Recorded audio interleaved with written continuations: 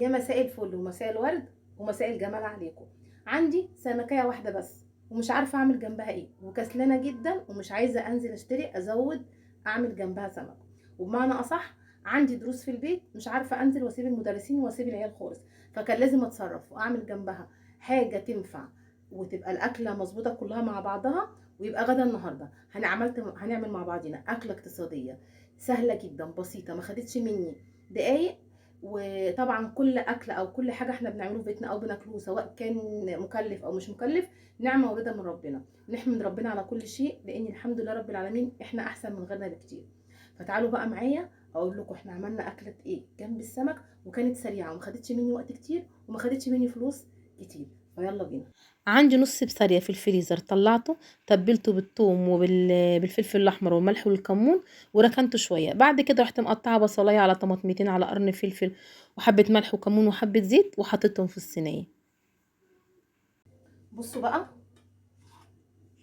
البسارية اللي انا وريتها لكم دلوقتي، مسكتها تبلتها كويس جدا، حطيت لها بصل، وطبعا انا كنت حاطه عليها ثوم وفلفل احمر وملح وكمون وايه وحبه خل. رحت مقطعه بصلايه حلوه مع طماطمتين مع قرن فلفل وحبه زيت ودخلتهم الفرن. عملت احلى صينيه بساريه، ولادي بيعشقوها، دي هم بيعشقوها، انا ماليش فيها قوي، انا بحب اكل البساريه المقليه، بس ريحتها كانت قلبه البيت كله اكني عامله صواني في الفرن. بجد جامده جدا وهتطلع بصوا هايله وطعمها تحفه، ولادي بيحبوها. تمام. طبعا عايزه اكله اليوم، طلعت عملت لهم طبق مسقعه واحد، بدنجانيه مع قرنين فلفل مع حتتين طماطم، عملت لهم طبق مسقعه هايل. يعني بصوا اكله على قد انا ولادي، ولا بزرنا ولا عملنا. والسمكيه الحيرانه، السمكيه الحيرانه اللي كنا مش عارفين نعمل فيها ايه، قليت جنبها واحدتين بساريه. ليه؟ لان انا بحب البساريه مقليه جنب السمكيه. بصوا احلى طبق، بصوا احلى اكله حرشه جدا مع طبق سلطه. بصوا طماطم وبصل وفلفل وكزبره بقدونس جرجير. لا يا جماعه على السلطه، الجرجير بيدبل وبينزل ميته وبيدبل، لكن الكزبره بقدونس هايلين تحفه جدا في السلطه. طبق سلطه ملوش حل صغنن جدا.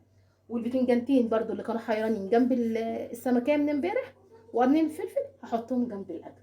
وده اكلنا النهارده. بصوا اكل جامد وهنحمد ربنا ونشكره عليه. واتصرفت وعملت اكله جنب السمكيه وهتكفيني انا وولادي، والاكل حلو جدا واقتصادي وما كلفنيش كتير وما خدش مني وقت كتير. فقولوا لي ايه رايكم، قولوا لنا بالهنا والشفا. بس تعالوا هوريكم شكل الاكل من قريب وقولوا لي ايه رايكم.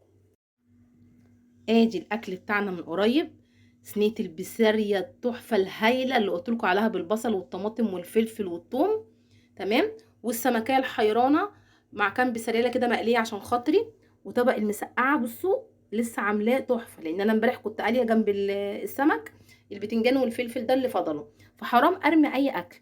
وطبق السلطه الجبار اللي انا قلت لكم عليه كزبره وبقدونس جرجير. لا وده يا جماعه كان غدانا النهارده واكلنا. وقولوا لي ايه رايكم في الكومنتات، وصلوا على الرسول عليه افضل الصلاه والسلام، وقولوا لنا بالهنا والشفا. والسلام عليكم ورحمه الله وبركاته.